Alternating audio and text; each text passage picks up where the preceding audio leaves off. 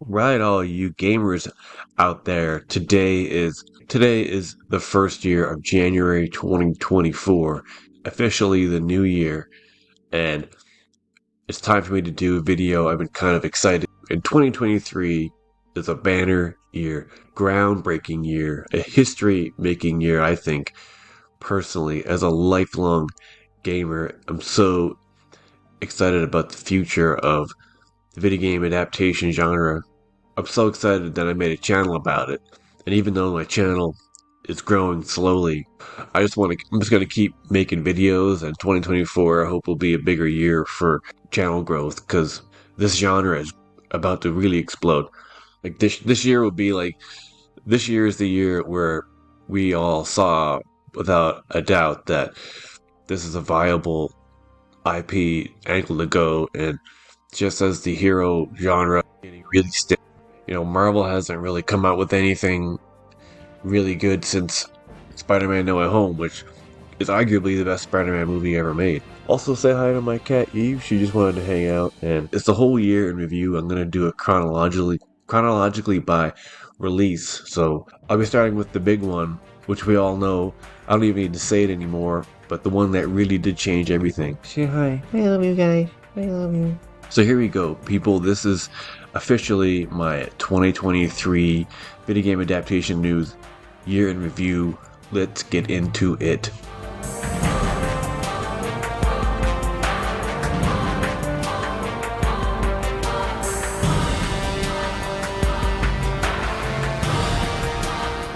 course, we're going to begin with January 2023, The Last of Us HBO.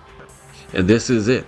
This is the one that proved beyond a shadow of a doubt that the video game genre can be turned into an exceptionally good TV show. Like, this was above and beyond what you would expect from what we've seen in the video game adaptation genre.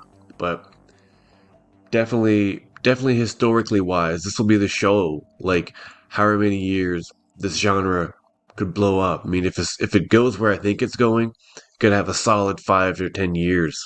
Just because the sheer amount of video game IPs that can be snatched up with unique storylines and ideas that are not all superhero like, though not that I'm trying to go against that genre, because I do really like it, but it's stale.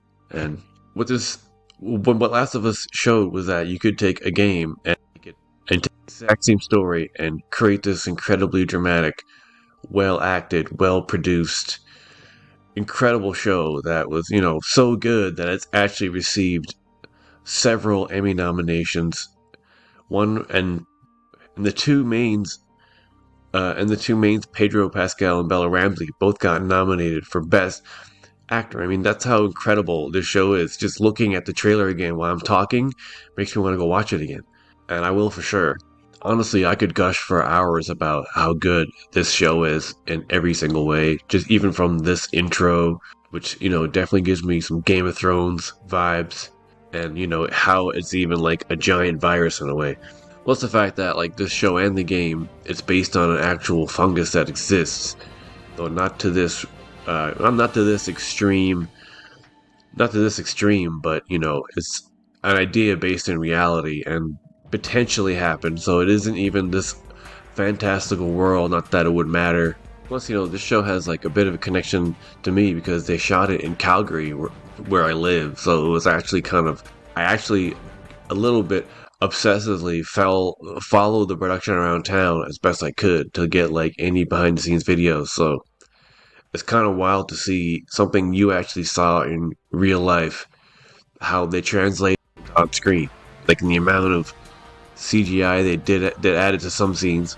I mean, it was shot in Calgary, but it's also shot in surrounding Alberta areas, and they just shot some stuff in Edmonton as well. But unfortunately, season 2 isn't going to be shot in Alberta at all. So yeah, season 2 isn't going to be filmed, which is a bummer, but oh well. It's still going to be a great show, and I can't wait. So even if you just take a quick look at the season itself, the first episode came out January 15th, so pretty much basically in the first month of the year. So yeah, beginning of the year, and then it ended the last episode, episode 9, played on March 12th. So it was like, and every episode became more and more, get more and more viewers. Actually, statistically, I actually found this great website just by looking it up online because you can Google anything and find something. Statista. I don't know. It makes it seem like it's an official type of thing, but it actually has any little to show how much the show grew by episode. 4.7 million debut, which is pretty good, but every episode it would go up, ending with 8.1. This is on episode 8, so I don't know. They don't have episode 9. Probably would be even higher, but it changed pretty. It changed almost by 10 million every bit in a way, which is kind of nuts.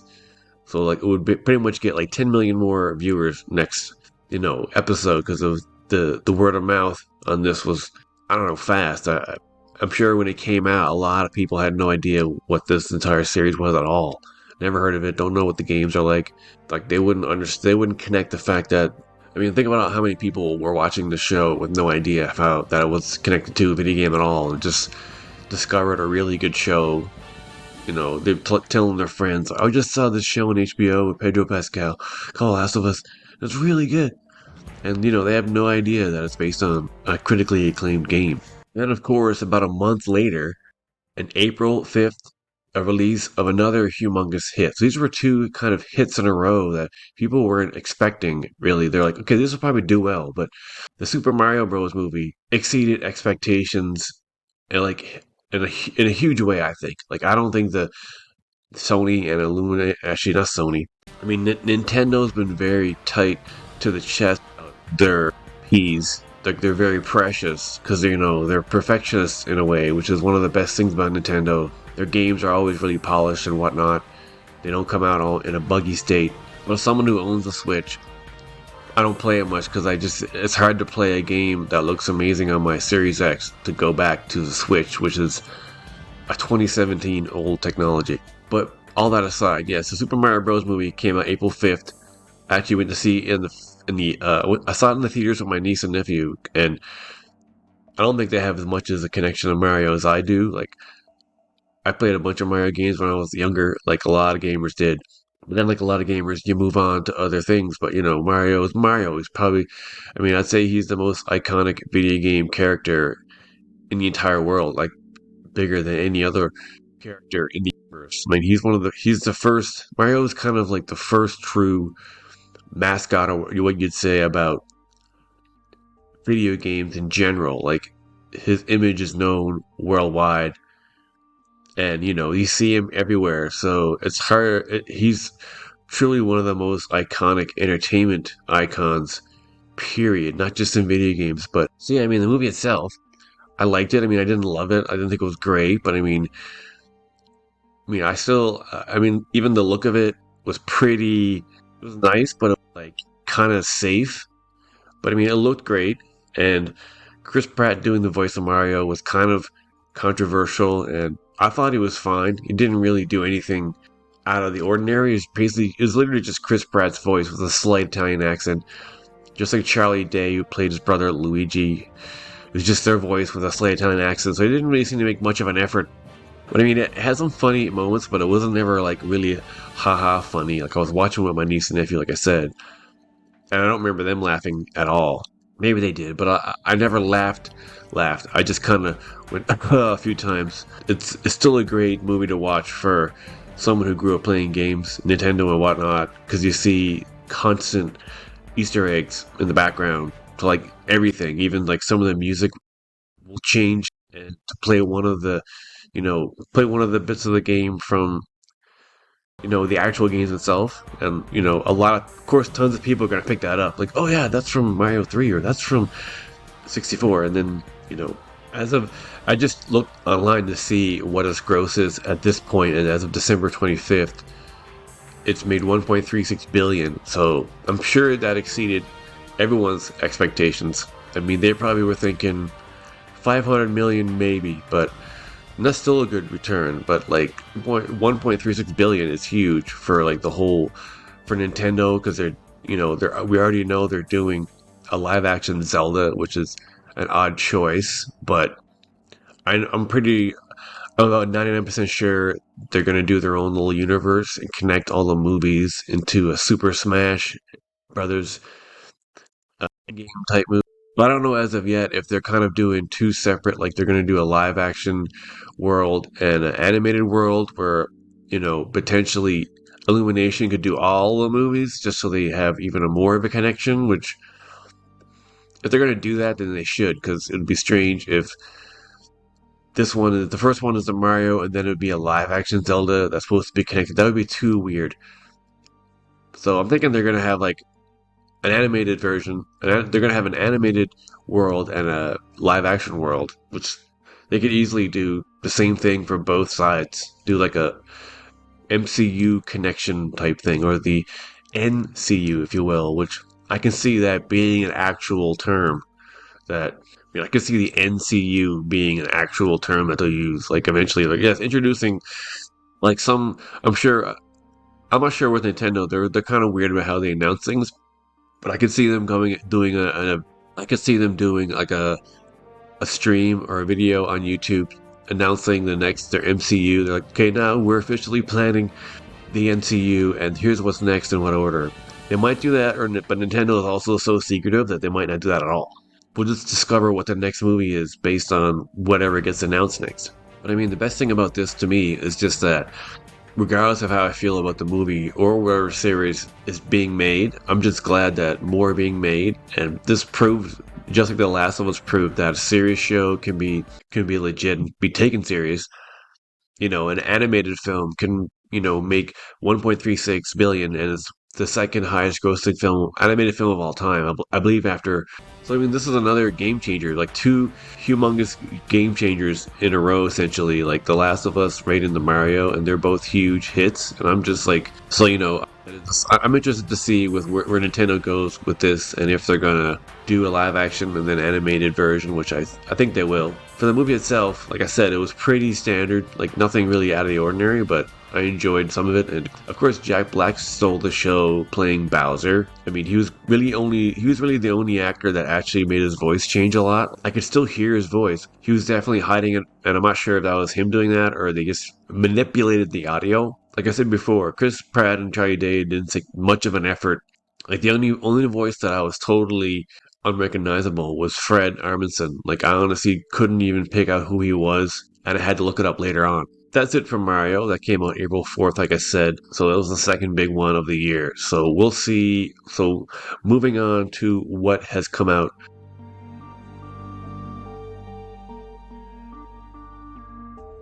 Okay, so next on the list, based on the Twisted Metal Sony game series, which I played, and this one was to me the biggest surprise of the year because it was way better than I expected, which I loved.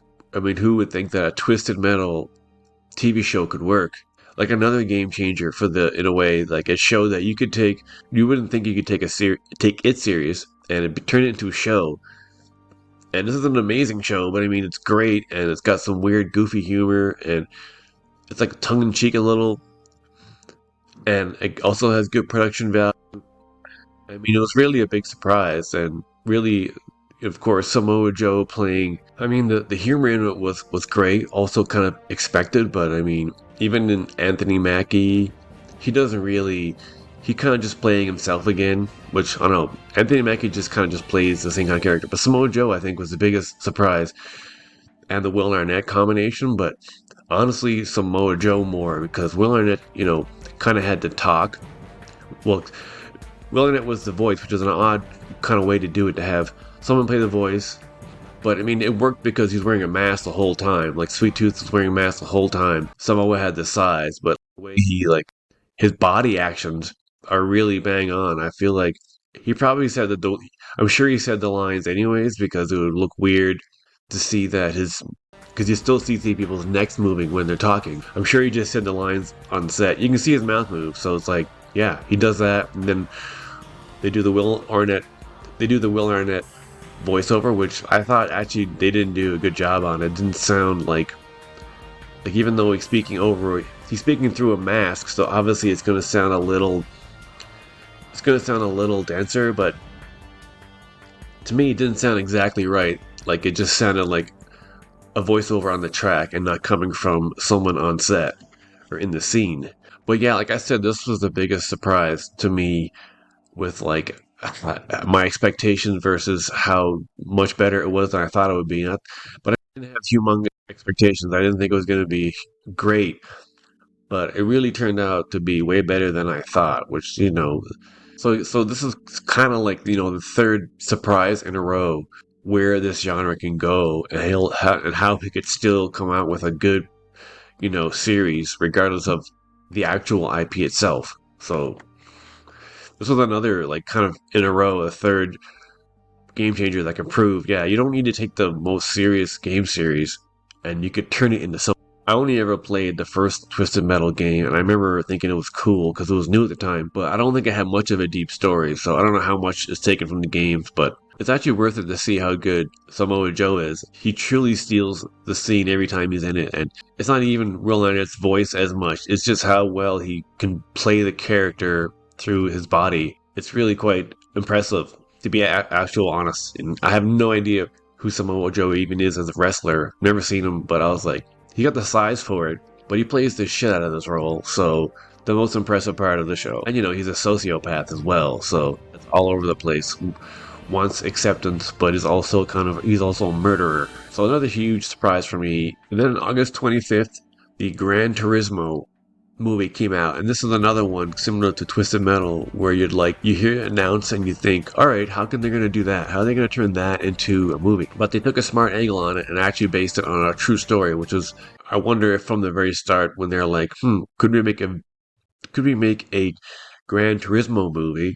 Did they know about this guy, or they heard about this guy and then decided to let's make a movie about it, about this person whose name I forget, who actually played the Gran Turismo game so much, became a real racer, and I believe he's still racing today. So this is a story, how exactly it is to the truth. Here you go. It's like based on a true story, but how close that is, who knows? But I mean, this is an enjoyable movie. I saw it, but it wasn't blown away. I wasn't expecting much by the acting and whatnot. The acting is pretty standard.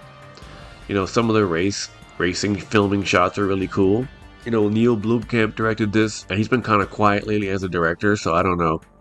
But it was still kind of standard. I was kind of hoping Blomkamp would add a bit more of his kind of a uniqueness in a way to this, but it was a pretty standard movie, and not really like what he's done before. Like there's no sci-fi. His movies always have a bit of a sci-fi-ness to it. This one didn't have any, but like blow away the box office. Yeah, even just going over to its Wikipedia page, it does have the box office. It does have the box office on the screen, but it's not very impressive, actually. I thought it'd be more than this, but it only made 121.9 million worldwide. So that's not very good, actually. And it didn't have the greatest rating on Rotten Tomatoes, which everyone is apparently thinks is the main metric of all. It has 64. It has a 65% rating based on 224 critics reviews. It had a pretty decent return though, because it has a $60 million budget. Actually is impressive. I thought it was at least on the hundreds. So 60 million, again, it seems like, Blomkamp is kind of better at it to be really good, like kind of bringing movies in on a lower budget that are still really have a good quality production wise. 121 million against a $60 million budget is double the return, but it's still, I'm sure it underwhelmed their expectations. But I'm sure even based on information on how well the genre did just before this came out, because I mean, in a way, you'd think that kind of surprise hits of the earlier movies just earlier in the year, maybe people would go to this just because, but I'm surprised it only made 100. So then on September 28th, 2023, came out another Castlevania animated show for Netflix. Now the thing is, I haven't actually seen this yet. So I've seen at least half the season, but I can't remember. The original Castlevania show is way better. It's got a better rating overall, but it's still good. The Castlevania series is doing well on Netflix. So I mean, if it's doing spin-offs, that's good. And Netflix continues to be like the main streamer for video adaptations by far. Honestly, it has like a lot of anime based on games and shows, and there's more animated live action shows coming out. So Netflix are definitely the rock stars in terms of this genre, and I think it's good on them for grasping it. It's good on them for grasping it before it becomes a bigger deal. I think The Witcher, their show 19 First was a big game changer as well. I mean, the rest of the show, I'm not gonna lie, got weaker by each season. And now, after Henry Cavill being gone, I don't know how if they're gonna do that. I mean, with Henry Cavill leaving, I'm not sure how they're gonna accomplish that. Damn, that was a pretty violent trailer, actually. But yeah, this is also an adult animation, so it doesn't hold back with the violence and whatnot, which is fine for me. I don't care. But at the same time, it doesn't really do anything all that different from other animes, Castlevania and others included. But it's good, it looks good, but it doesn't really do anything brand new, which is still fine for me. Then on October 19th, Netflix again with another. This one's unusual because it's like based on a series, but not really like the series. And it's that guy, Eddie Shanker, who makes really interesting things. I think he's kind of cool. He's doing cool things. The guy himself it's a little awkward, I think, when I see him, but he's done some cool stuff for Netflix, and this was a good show. I watched it. I mean, it was like not really based on a game, but it was like all the Ubisoft main characters in a show, and it's called the Blood Dragon Remix. Blood Dragon is like a spin-off series from the Far Cry series, so I'm not sure why they decided to call it that, but Captain Laserhawk himself is an original character, I believe. I don't think it's from any of the games, but he's with the characters from actual Ubisoft games, so it's kind of an unusual twist. But that's what you kind of expect from Adi Shankar. He does some. That's why he does cool things that no one's ever really done. Like his other show was a really unique live action anime expired type thing, and this one's similar with the animation and then the actual video games things. And this was a cool show nonetheless. With good animation. But I mean, all animation looks good nowadays because I'm sure they do all of it on computer, so it looks clean but whatnot. Anyways, then on October 25th came the Five Nights at Freddy's movie. Here I go again, once again, bad on me. I haven't actually seen this yet, but I mean, even judging by the trailer, you can already tell what the entire movie is about. And again, another odd choice for a video game. Another odd choice for a video game series that they're wondering, like, how could they turn that into a show, or how could they turn this into a movie? But I mean, it looks pretty standard. I mean, at the box office, it didn't do huge numbers. It made like just under 300 million, which isn't that much, but for the actual production studio Blumhouse, it was their highest grossing film apparently overall, which isn't still not that much. Like 300 under 300 million isn't that big of a return.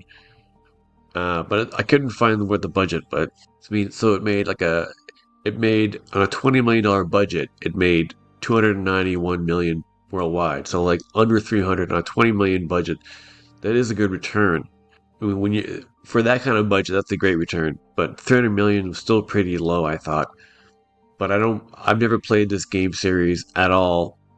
I believe that my nephew did when he was younger. Never played it, didn't interest me, but still, again, it's cool that they found a way to turn this into a movie, and it was kind of a minor success. So again, whether I've seen the movie or not, or like the series itself, but I mean, I love how they're picking kind of unique, okay, how are they going to do that games, and it works out. So yeah, critically, it didn't do that well on Wikipedia, on the Rotten Tomatoes site. Not sure how updated that is, but it has a 31%. That's really low. So I didn't realize it had that low of a score, but that's on that site. So Metacritic is kind of a better way to look at it. But yeah, I mean, over on Metacritic is kind of like the main aggregate, I feel. But I mean, if you look over here on its Metacritic, it's really bad. Like generally 33%, but that's the user score is favorable, like 80. So it's very huge difference between kind of the critic score and the user score. So to me, that kind of shows what the genre is going to have an issue with, is maybe there could be a lot of reviewers who've never played the games, don't really care that it's based on a series or whatnot. But I mean, I guess that shouldn't change their review on it. But I mean, I, I'm sure. But I mean, obviously, it's better to have someone who's objective about the game and has no idea about it, because someone who loves the game could review it for some site and give it a positive review, give it a positive just because they like the games. Down here, you can see how weird the critics and user scores are. Like, this person gives it a 10, an 80, a 10, and a 10 over here. Then it's a 50, then it's a 40. But a 10 over here, then a 40. So it's like, it's crazy to see how different the reviews are. The Rap gave it 38, then this person gave it 6. So the rating scores are generally low. So yeah, I don't really care that much. I care that it's done well and it's gonna keep showing people that the genre is working. So it's just another series that proved you could take an unusual video game and turn it into something that works. Again, and this is the chronologically in order that it came out this year. So this one I haven't seen yet either because it just came out a couple days ago on Netflix. But it's Pokemon Concierge, which it's interesting they decided to go for a stop motion style. But I mean, again, it's cool. It's good on Netflix for sticking to a classic, but I mean, it's still good on Netflix, I think, for trying to stick to some classic stop motion because people don't do this much. But it's always really cool to watch to see how well they do it. Because again, you're watching it and you're like, you know, I mean, I'm assuming this is stop motion, but honestly, computer graphics are so good now they can make it look like stop motion when it's not. But I'm sure they add a lot of CG elements just to like clean it up. But I mean, the fact that it's stop motion is an interesting choice. I mean, I haven't seen the show yet, so I have no idea. I just know that something about some woman who gets a job as a Pokemon's concierge, which is kind of a weird thing. Never played a Pokemon game in my life ever, so I can't comment on that at all. And I haven't seen this because it just came out, but it looks beautiful visually with the stop motion style and just things like this. I really watch deep just to see how well they do things because I'm that anal about looking at stuff. I mean, I'm that anal about looking at stuff that I'll watch their hair or the splines to see how it looks and how well it moves and if it's real or a CG element. But I mean, it looks really visually stunning, and I'm gonna watch it just because I want to look at things like this. Like, I just like to look at animation and stop motion. I don't know, it's a weird kid primal thing in me that I just like the look of animation and just seeing it. It's just prettier to look at than standard live action stuff. And I watch a lot of anime stuff just because I like looking at it. But this just came out and I've yet to see it, so I can't really comment on it as a review. But this is the last one of the year. December 28th, it came out. So this is the last official video game adaptation release of the year. So going through all the shows again of the year 2023, and I added my ratings. And of course, this isn't every single thing that came out, but these were the big notable ones that came out this year, the year that will forever change the genre, the year that people are going to look back and say, you remember 2023 and it was such a great year, and now here we are, it's 2028, and I don't know, The Last of Us Season 3 just came out, and there's so many things that are already announced that are coming out. Next year, I'm not too clear on how big the list is. I see how it's going to be as good as year, but in the video game genre, in the video game actual space itself, 2023 is also a great year, and 2024 is going to be a great year too. For me as an Xbox gamer, getting Starfield was amazing, and I've been playing Baldur's Gate 3 right now, which was a game of the year, and that's excellent. And looking ahead to 2024, it's going to be another big year for Xbox gamers, and it's going to be another huge year for the video game adaptation space. So there you have it, folks, mammals, whatnot. That was my full-on game. That was my 2023 year in review, and it was a great year, a banner year. I just wanted to stop a moment and say I would love some subs. Please give me some subs. I had 210 subscribers, which is nothing, but I really love the genre so much that when adaptation started getting good, I created this channel because I knew it was going to grow and blow up. It's already done so in a way that I'm already, and even right here on my channel, you can see that next year, the big one for me is going to be the Fallout show, which is coming out early in like April, I believe April or May. I think it's so I can't wait for that one. That's the next big one that's coming out. Beyond Fallout, I'm not too sure what else is coming out next year.